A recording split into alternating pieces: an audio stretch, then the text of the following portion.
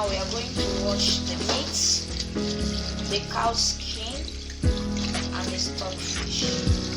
Make sure you wash it thoroughly. So after washing, we are going to chop the cow skin into small pieces. After washing everything together, I add my salt, I add my seasoning cube,